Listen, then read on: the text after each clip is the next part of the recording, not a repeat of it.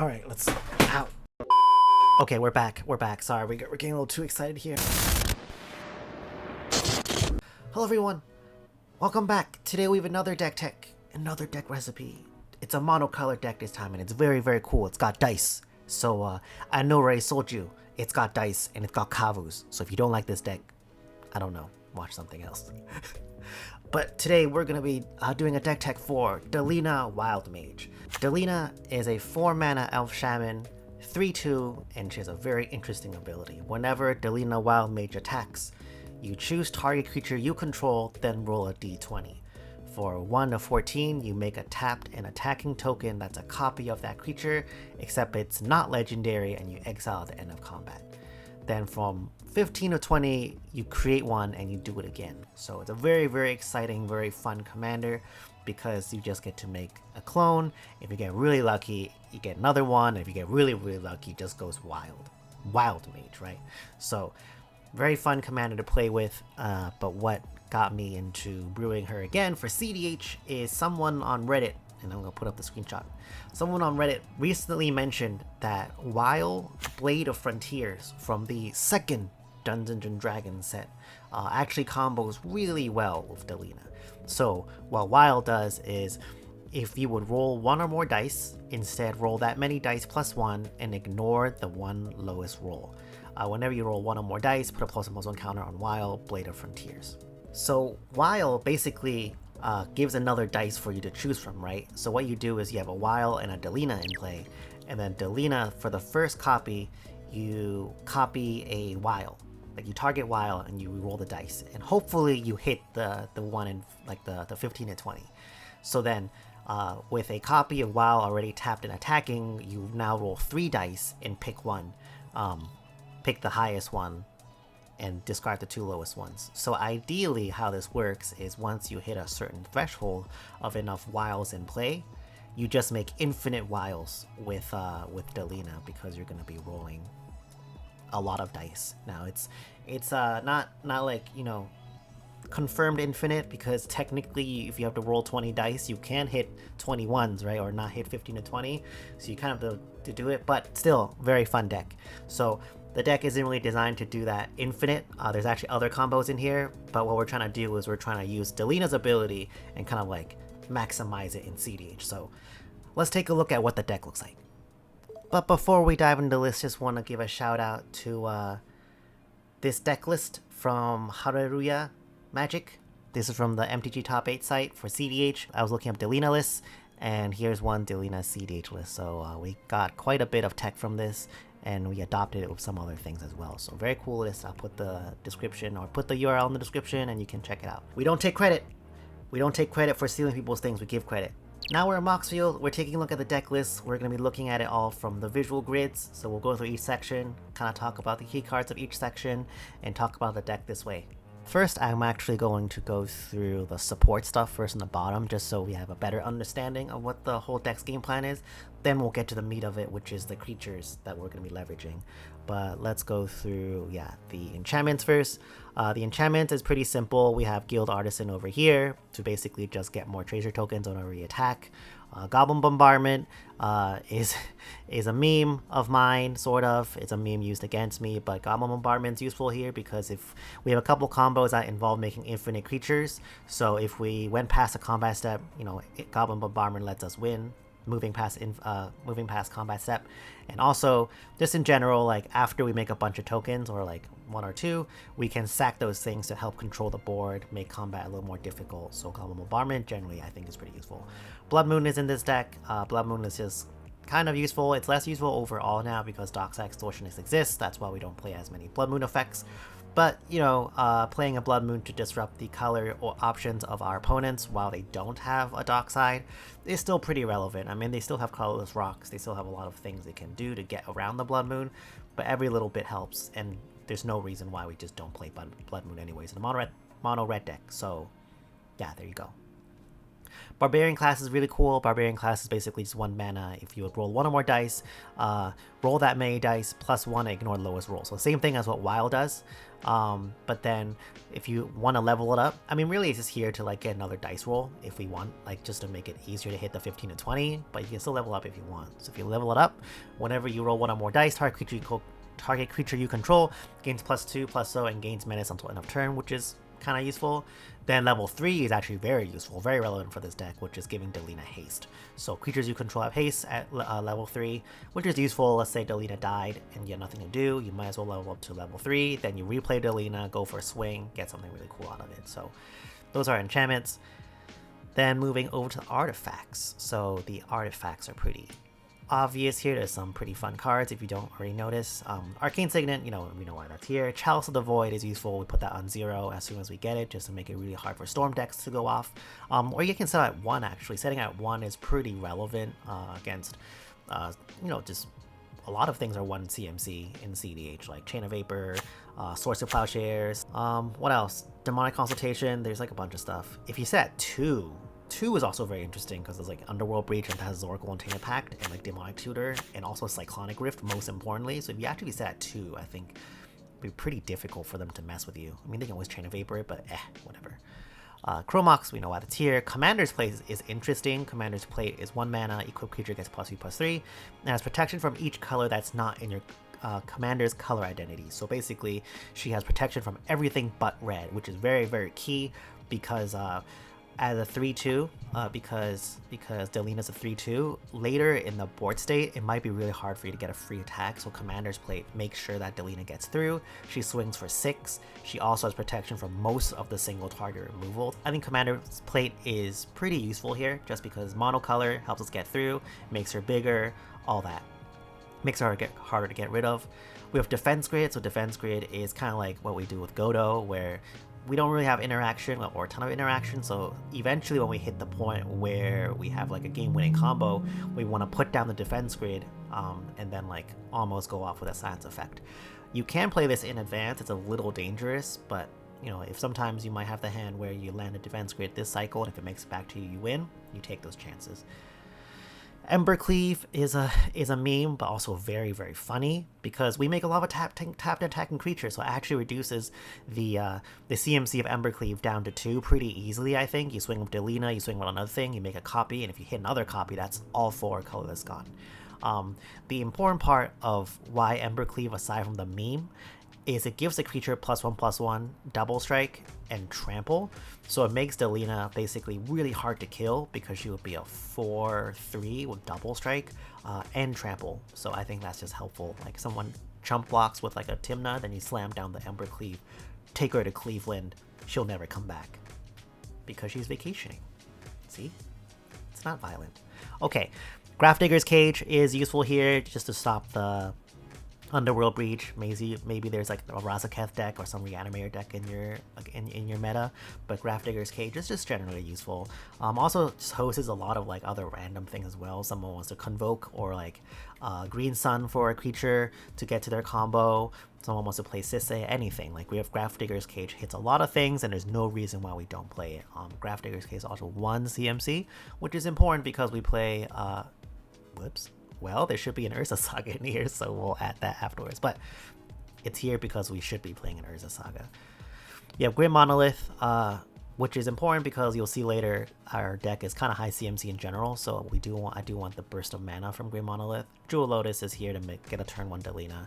Lightning Greaves is useful, makes our Delina basically removable spells, and she has haste. Doesn't get around like the whole, you know, can be block problem, but hey, that's another problem. Mana Crypt, we know why that's here. Mana Vault, same reason as Grim Monolith, just to get that burst of mana to play a really big thing, and you'll see what those big things are. Oh, you want to wait till we get there, so keep watching. Then we have Mind Stone, you know, more Ram, Mox Diamond, Mox Opal, Soul Ring, all the classic stuff. Alright, Sundial Infinite, so this one, if you don't know why it's useful here, is that it ends the turn. So what we do is, with Delina, you make a bunch of tokens that end the turn, so the exile trigger at the end of combat just doesn't happen and you keep your tokens. So that's pretty good. Just a slightly important part here is that if you do want to play Sundial or you're planning to use Sundial as part of your turn, make sure you play all your things on main phase 1 because you're going to skip your main phase 2 because you're not going to get it. You have to end it at combat. So there's that. Swifty Booties, same thing as Lightning Greaves. Thorn of Amethyst just makes it a little harder for Storm decks and other like spell decks to do their thing. And for us, we don't really care. Like, we don't have that many spells, like non-creature spells. And also, if things getting taxed by 1 isn't that big of a deal for us. So yeah, there's the artifacts. Then that's an artifact. I stole that joke. All right. Then we have instants and sorceries. These are pretty simple. Abrade, Chaos Warp, Lightning Bolt, just removal. I think we also have Wild Mage Surge, which is from the new Baldur's Gate set, which is more removal. Then we have Tybalt's Trickery, Pyroblast, Red Elemental Blast as counter spells, sort of. Not sort of, they are counter spells. We have Seething Song as a burst of mana. I don't have Desperate Ritual. Oh, it's right here. Desperate Ritual and Seething Song, so it's all for ramping, just so we can play those really big creatures really easily. Get our Delina to make a lot of copies of them and then win the game. Deflecting Swat, it's here. It's a good spell. That's about that. Okay, sorceries. It's pretty simple here too. We have Gamble, Heat Shimmer, Jessica's Will, Rite of Flame, Twin Flame, Wheel of Fortune. Gamble. I'm actually not a super big fan of Gamble here. Because our hands usually aren't that big, but maybe sometimes you like playing turn 1 Gamble for like Jewel Lotus or Mana Crypt, so it can't really hurt that much. I consider playing Underworld Breach in this deck and layering that line in. The only problem with that is that layering Underworld Breach here just also requires like a couple other slots, and I'd rather play more interesting cards than like play Underworld Breach here. But if you really want it, you can add it here. Heat Shimmer and Twin Flame, so this is going to be pretty obvious. We're going to be playing Dual Caster Mage as one of our combo pieces, so we just have that. What's useful about Heat Shimmer and Twin Flame, though, is we actually can use this for value pretty well, because a lot of our creatures we're going to be playing has a lot of ETBs, or have an ETB, so we do want extra copies of it. So sometimes, we're just totally happy Twin Flaming or Heat Shimmering a Dockside. I mean, who doesn't like more Docksides? But there's a lot of really fun things that we can do with this.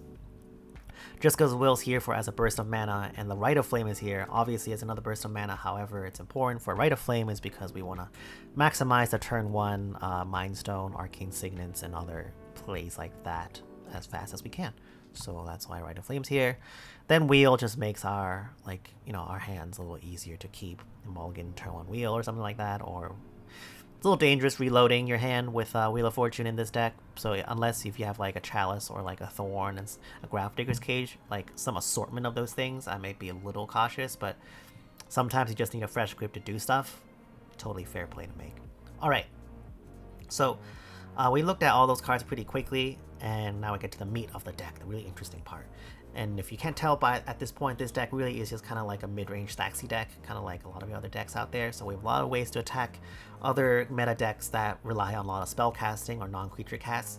And then we also have a lot of ramping to hit our really big creatures. So let's take a look at those big creatures. Alright, so the very first big creature we have is Ancient Copper Dragon. 6 mana Elder Dragon, 6/5 from the new Baldur's Gate. Flying, whenever Copper Dragon deals combat damage to a player, you roll a d20.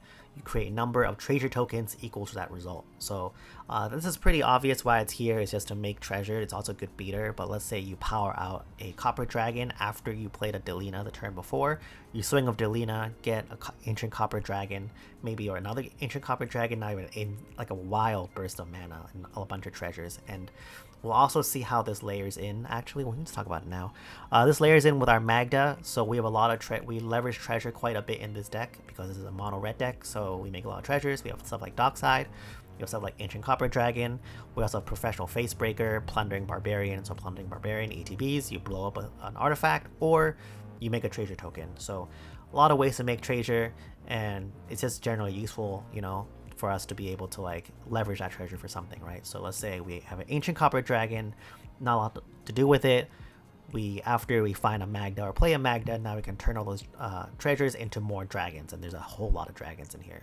Or we have Professional Facebreaker, start sacrificing those treasures to start exiling cards to play them. So yeah, treasure is actually quite a useful kind of like resource in this deck. Combat Celebrant is another win con here. Combat Celebrant, 3 mana. If it hasn't been exerted this turn, you may exert it as it attacks. When you do, untap all other creatures you control, and after this phase, there's an additional combat step for 1. So pretty obvious, you make a copy of Combat Celebrant. Combat Celebrant's already tapped and attacking. The problem is you you also get the original one to attack. So if you attack it without the original, you actually can't exert it. So you need to get Combat Celebrant into combat itself, exert it as it attacks, and then you untap all the other creatures you control. And after this phase, another combat step. So then you have Delina attacking. Wait, what does Delina say? It's whenever she attacks, right? Yeah, I think you may exert it as it attacks. Yeah, so I think you can stack the Delina triggers to resolve first, then have Combat Celebrant resolve to untap the tokens, then the tokens can exert. I think that's how it works. If not, you can figure it out. But Combat Celebrant's pretty useful. Combustible with Gear Hulk, here's a spicy piece of tech. 6 mana, 6/6 first strike, super good beater. And then whenever at ETB's target opponent may have you draw 3 cards. If not, that player, if that player doesn't, you mill 3 cards, then this deals damage equal to its total mana value, equal those cards to your opponent. So either you draw 3 or you bolt them. It might be a really big bolt too, because we have quite high CMC in this deck. So even though you might not draw every single time, just getting a 6/6 first striker of Delina every single cycle and or potentially more is very, very strong. And if you bully like a player who has low enough life who would like actually consider giving you those cards, you can do that. So I don't think it's like totally impossible you won't draw, because just your deck is gonna reduce life totals, and Gear Hulk will like give you cards. So there's that. Devilish Valet I think is actually a win con by itself. 3 mana, it's from the new Capenna set. Oh, you forgot new Capenna existed, didn't you? Devilish Valet is 3 mana, Devil Warrior, 1/3 trample haste.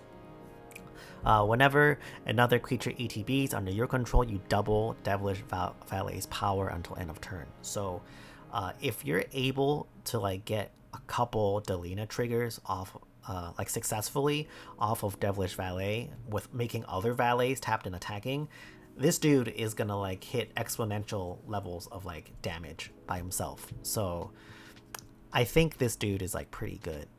So it's worthwhile to try it. Dockside's Dockside. You can make copies of Dockside. Woohoo. Earth Cult Elemental, this one's really interesting. So 6 mana, 6/6 Elemental. It's another dice roller. When the Elemental ETBs, you roll a d20. 1 to 9, each player sacrifices a permanent. Doesn't matter to you, you make tokens. So you can actually break parity on this. 10 to 19, each opponent sacrifices a permanent. And then 20, each opponent sacrifices 2 permanents. So just like live with Magic Christmas Land with me for a second with Delina, okay?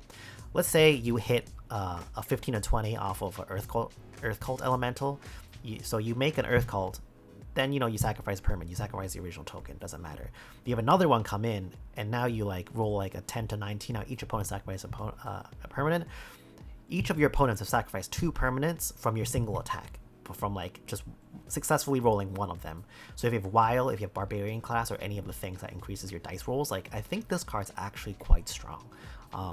And it just like kind of slowly tips the favor, or not slowly, depending how well you roll. It can very quickly tip the favor over to you, because you just make everyone sack all their lands and mana sources, and you just have a 6/6 beater every single turn or more. So I think it's quite cool.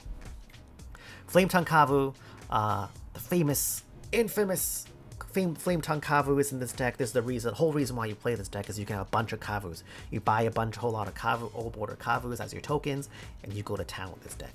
If you don't know what Flame Tongue Kavu is because you're a zoomer, then here's what it is. It's 4 mana, 4/2. When it ETBs, you deal 4 damage to target creature. This is our Crom killer. This will just basically kill anything. You play a Flame Tongue Kavu that turn, Delina's gonna make another copy of Flame Tongue, and so basically you can deal 8 damage to one creature, and there's almost nothing in this format I can think of that'll survive it, unless you're playing against like Selvala, and Selvala has an Eldrazi out. And if Selvala has an Eldrazi out, Selvala's in trouble. So I don't think it's that big of a deal.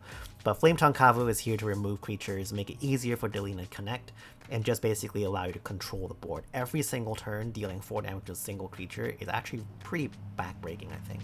Which is why we also have Flame Tongue Yearling. So Flame Tongue Yearling is just a smaller version of Flame Tongue Kavu. You can kick it when it ETBs, which sounds very funny, and it gets +1/+1, but it doesn't matter. The important part is that Flame Tongue Kavu ETBs and deals damage equal to its power to target creature, which is 2. So basically you're just shocking every single turn. If you roll poorly, if you roll well, you're doing another 4 damage. So Flame Tongue Yearling is just basically like imagine if you know your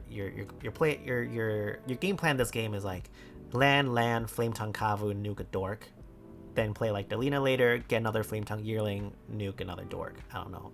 I think it makes combat math a little harder, and also can potentially help you remove a bunch of creatures, just like Flame Tongue Kavu. So I think it's very useful here. Fury, exact same principle, like exact same reason why we have the Yearlings. It's just here to deal 4 damage, divided amongst any creatures or planeswalkers. You could evoke it, but it's more valuable if we can just like play it and have copies of it, because also it's double strike. So yeah. Goblin Crater Maker is interesting. It's a 2-mana Goblin Warrior. You pay 1, you sack it. It deals 2 damage. It shocks a creature, or you destroy target colorless non-land permanent 2/2. So you make copies of Crater Maker and start making craters for your opponents. You blow up their their mana vault's probably spent. Their mana crypt, their colored rocks, or you use it to like shock their dorks or whatever. So I think it's pretty flexible and useful in that sense. Here's like a pretty wild card, Harmonic Prodigy. So if you play Sakashima Clark because you know you're a villain, you would know what this card does. But for everyone else, it's 2 mana, human wizard, prowess. Who cares? If an ability of a shaman or another wizard you control triggers, that ability triggers an additional time 1/3. Hold up, Rebel AI. Is Delina a shaman? Let's roll. Let's go up. Delina's an elf shaman. Look at that. Yeah, Harmonic Prodigy just gives you double Delina triggers, and you could just make a lot more Delina stuff or clones of things. So there you go. Pretty useful. Right, next card, Impure Recruiter. Impure Recruiter basically just finds a creature card, power 2 or less, reveal it and put your hand. So this is our tutor. It's useful because Delina just makes more of Impure Recruiters, right? So you use Recruiter, you find your Valet, you find your Dockside, you find your Dual Caster Mage, you find your Magda, you find whatever you want. You can find Yearling, because you're just going to keep finding stuff with Delina triggers on your Impure Recruiter. So very useful here. Inferno Titan, if you play Vintage Cube, this is another reason why you play this deck, because you get to play Inferno Titan. How often do you get to do that in cEDH? So here's another reason why you play it. You get to just play your Inferno Titan, nuke something, divide it as you choose for 3 damage, including a player if you want to, and then you just make copies of Inferno Titan and just swing in with a bunch of 6/6 giants. So cool. Alright, Jax is the Troublemaker. She's 4 mana, human warrior from New Capenna, if you forgot what New Capenna is. It's a magic set that came out after Kamigawa and before Baldur's Gate, I think. I don't know. Supposedly exists. Okay, Jaxus has red, tap it, discard a card. You create a token that's a copy of another target creature you control. It has haste, and it also has, when this creature dies, you draw a card. Then you sacrifice it at the beginning of the next end step. You only activate it as sorcery, and she has Blitz. Blitz means that she can you can play it for its Blitz cost, and she has haste. And also, when this creature dies, draw a card. So she gives other things Blitz. She's a 2/3, so can be found off of Impure Recruiter. She's just useful in the event, like, let's say Delina can't connect. Just making copies of these creatures. You can see all these creatures are pretty good to copy for value. So, like, you use Jaxus, discard a card, copy Inferno Titan, nuke a bunch of things, then go with Delina, then copy another Inferno Titan and nuke more stuff, and then roll 20, and then make another Inferno Titan, and then with it. Yeah, Jaxus, I think, is pretty cool.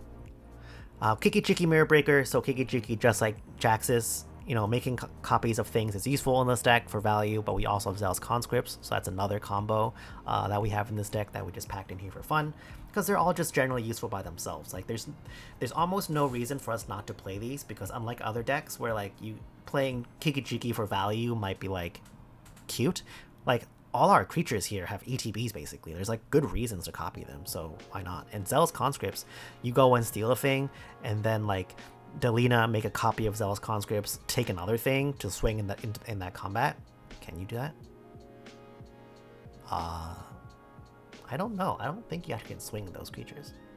I think they resolve after you're done declaring attackers. I'm not sure. That's good to check. Anyways, still useful. You steal a Ristic Study. I don't know. Steal whatever until end of turn. Steal a creature, use it to Goblin Bombardment. There's like a bunch of applications. But anyways, you get the idea. There's value here. So no reason why we shouldn't be playing Kiki Jiki and Zealous Conscripts together. Magda's here just so that we can just use our treasure tokens to find artifacts or dragons, so we can find stacks pieces, we can find dragons and put them on the battlefield. I have a good feeling that what will often happen in this deck is you make a whole lot of treasures because you can copy Dockside and make Ancient Copper Dragon and dumb cards like that, and then you have nothing to spend the treasures on. So having a Magda out is just like, I think, gonna be really, really powerful. You could probably layer in a Magda combo here too, but again, I don't want to spend too many like card slots trying to like allow that. So Magda really is here for like value. Magus of the Moon, just another moon effect. Neheb, I think, is pretty cool because Neheb gives us more red. It's 5/4 Trampler. Whenever it deals combat damage to a player or Planeswalker, you may discard any number of cards. If you do, draw that many cards and add that much red. So if you make copies of Neheb, basically you can kind of loot your hand to craft it to be better, and as you're doing it with each token copy, you're also just making a bunch more red. So it kind of helps with hand selection, also gives a little bit more like mana to play with afterwards. So like, let's say you resolve a fast Neheb, you're able to like get a lot of mana off of it. Maybe you resolve then like an Infernal Titan or like some other big creature or Fury afterwards, so your next combat you have access to all those things.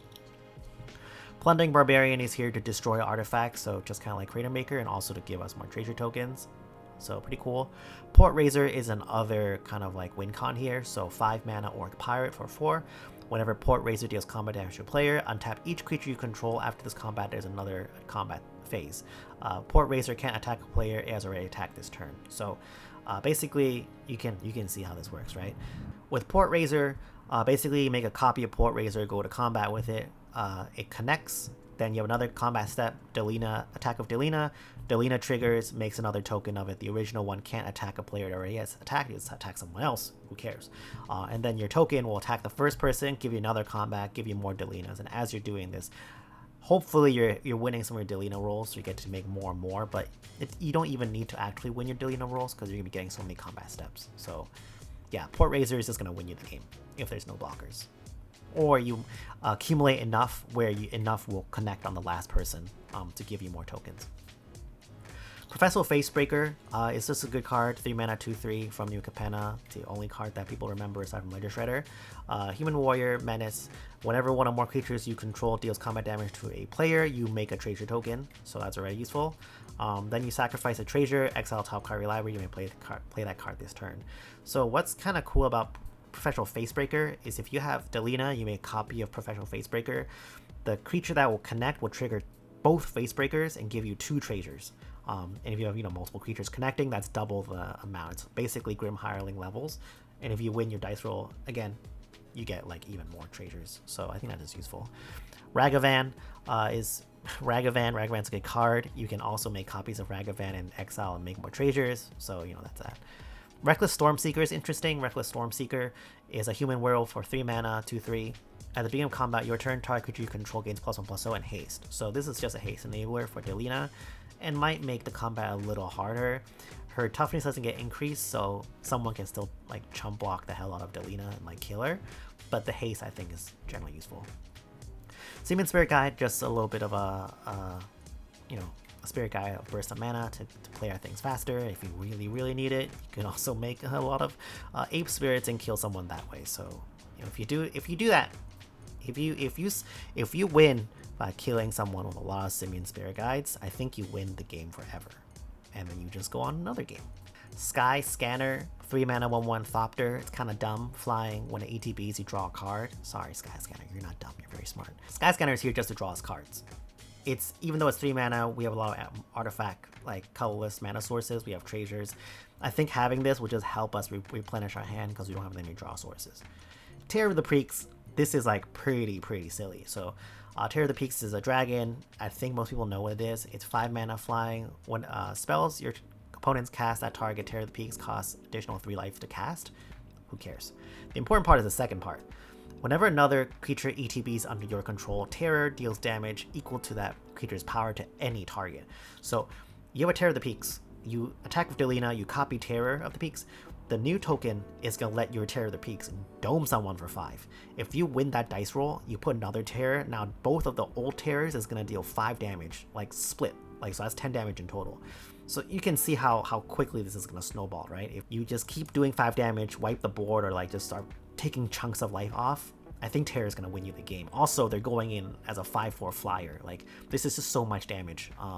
I think it's very good. And you can find off Magda, so why not? Teresa's Ogre, just for red mana. Just give us red mana, play things. Blah. Wyll'd, we talked about Wyll'd, why it's useful. We also have a bunch of dice rolling, so actually I do think Wyll'd can like potentially get pretty big in this deck. And last we have Zealous Conscripts. The last thing we want to talk about is the Planeswalkers, because the Planeswalker is pretty spicy. Not this one. Karn is just here to attack artifact mana and like untap your artifacts, and maybe like for some reason you attack with your like, I don't know, your Thorn of Amethyst or your other defense grid, or you animate your Embercleave as a 6/6, then you like, I don't know, Delina and make a copy of it. It's just here to like stop your opponent's rocks, and we might have good blockers in this deck, so that's why it's here. Luca is very spicy, so I stole this from the other list on MTG Top 8.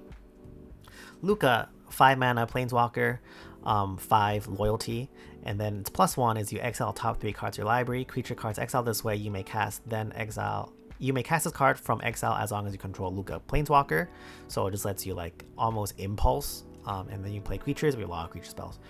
The cool part is the second one. Your -2 is you exile target creature you control, then you flip cards until you flip into a creature card of a higher CMC, then put that onto the battlefield and the rest on the bottom in a random order. So this is basically just allowing us to almost ensure that we hit something like a Terror of the Peaks or a Kiki-Jiki or an Ancient Copper Dragon.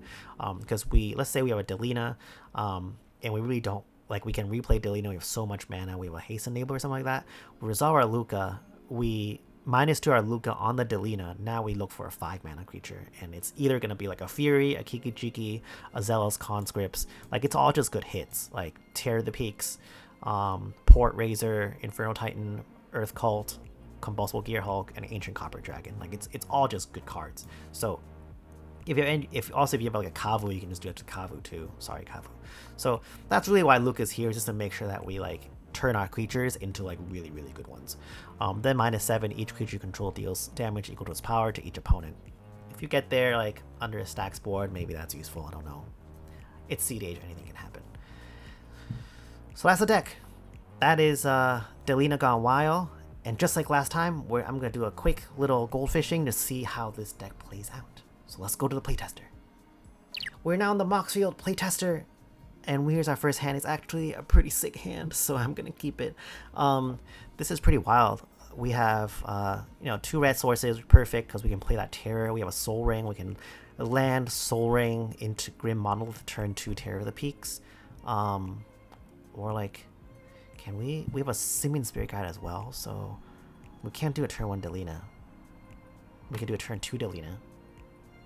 Yeah, we could do a turn 2 Delina, then play Terror, and then like just start terroring things. So I think that is like, yeah, that's the play. Let's just try it. Shovel. All right, let's draw a card. Fire Blast. That's cool. We'll play. Let's play Woodsy Footsies. Crack it. Take a damage. We play it. We find a mountain. A lot of mountains in this deck, which is good. Mountain into Soul Ring into Grim Monolith. Feed that Dockside super hard. There might be a case where you could argue you don't play Monolith here, just so your opponent doesn't, like, we don't really feed off of the Dockside. It might not matter. So turn 2 Delina, play land. Turn 3, if we don't hit, actually turn 3, if we don't have our mana, we just ritual it out. Actually, that's good reason, so let's pull this back. Let's stop at Soul Ring, just so we don't feed that Dockside super hard. We'll draw a card, play the mountain. I think we actually could play the Neheb here and make mana. But I kind of want to be greedy and play Delina, so let's do that. Alright, we'll play Delina. We did not come watch this video, so it's Embercleave, so we don't see Delina flips. Alright, we'll tap 2, we'll play Monolith, and then we'll play our Terror of the Peaks. If someone wants to counter it or whatever, we have a Simian Spirit Guide, Power Blast back up. Now we go with Delina. All right, is there a roller? There's no roller in this Moxfield. Why is there no roller? Here's the Google roller, and unfortunately, this was what we rolled on. I feel like you think I'm cheating, which is really hot, but so I'm gonna hit roll. All right, let's see what happens. I'm not cheating. Boo, boo. Okay, now you know I'm not cheating. Okay, so we make 1 copy of Terror of the Peaks, dome someone for 5, swing in, dome him for another 5. Kill the blocker, let's say, swing him for 5. It's pretty hot. Alright. Next turn, we will draw a card. Oh, we have Magda. What can we do with a Magda? We're not making any treasures yet, so I think what we could do is we can just play a bunch of... Yeah, okay. So we're gonna go to combat again. Now, Terror of the Peaks, we'll do Delina. Alright. Come on. Don't embarrass me in front of the audience. Sick! Alright, another terror. Let's go. Okay, so we have 2 terrors. Technically, we have 3 terrors. So I'm just gonna put a copy token here. 1. Alright. So we have the first one will come in, deal someone for 5. Second one will come in, deal someone for 10, triggering both of these.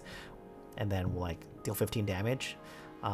Then why we sequence it this way, technically we can also just Ember Cleave in this thing. Right now we have 4 attackers ready, but we have another play. Because we have so many Terror of the Peaks, we're just going to tap 4 in the second main phase, play Naheb, and deal someone for 15 damage. I think we've killed someone. Right? Last turn, we dealt 5. This turn, we dealt 15, which puts them at 20. And then the last Naheb comes and deals 15. That's already 35 terror damage. And I'm pretty certain they're dead. They're dead, okay? And then let's take one more turn. I just want to roll more dice. And then we'll draw a card. Please be a really good card. It's pretty good. And then we make a bunch of terror tokens, and then we play a Simian Spirit Guide to kill him with the Harambe damage. Alright, that's pretty fun. Let's do another one. It's hot, but no mana. Oh, this one's hot. This is a second 7. Let's go. We got Mana Crypt, we have Ancient Tomb, we have Twin Flame, Plundering Barbarian, and also Ancient Copper Dragon. This is gonna slap if we don't die to a turn 1 Adnos. Alright. Oh, we got the Flame Tongue Combo. Oh my god, this is literally the best deck in the universe. Okay, land, Mana Crypt, blah blah blah, make a treasure. Boom. Off to such a good start already. Then we draw a card, play the Ancient Tomb. 1, 2, 3, 4, 5, 6. Oh my god. 1, 2, 3, 4, 5, 6. Ancient Copper Dragon. Holy snaps. Already just hit someone for 2. So good. Play this land. Copper Dragon. two treasures. Alright. 2 treasures. It's better than nothing. 2 treasures better than nothing. 2 treasures. Then what we'll do is 1, 2, 3, 4, 5, 6, 7. We have 7 mana. I think what we do is we just play. I want to crack our treasures so we don't feed a Dockside. So we'll do that. I think we could have tapped our mana better and also played Guild Artisan too. Alright. Take one more turn. Draw. Oh my god, that's an Infernal Titan. Oh my god, this deck is so sick. Okay, we have an Infernal Titan. Alright, let's... Ow. Okay, we're back. Sorry, we're getting a little too excited here. AI is losing her mind. Okay. Oh, there's so much options. We only have 1 red source, but it doesn't matter. You know why it doesn't matter? Because we're gonna make a bunch of treasures afterwards. So I think what we do here is 1, 2, 3, 4. Nuke something for 4. Attack the biggest person. Make how many? You make 2 treasures. Oh, that's attack the person with most health. I think that's how it works. 2 treasures. We're making a copy of Ancient Copper Dragon, right? All right. So first of all, oh my god, it's a 15. Yes. Okay. One more. That's a 7. All right. So back over here, we have 2 whole Ancient Copper Dragons. All right. Now we resolve the Ancient Copper Dragon damage. We roll this 3 times. 1, 13, 4, 3. That's 20. That made 20. That made 20 treasures. All right, so we're at 22 treasures and 18 damage going to someone. So then for the rest of our thing, we'll just make a Infernal Titan. If we really wanted to get greedy, we could have played a Twin Flame. Then we wouldn't have the Kavu. I think that sequence might have been better, actually. Yeah, so we wouldn't have tapped down as much stuff, but it doesn't matter. That's a little too greedy. Okay, so we'll play one more hand. One more.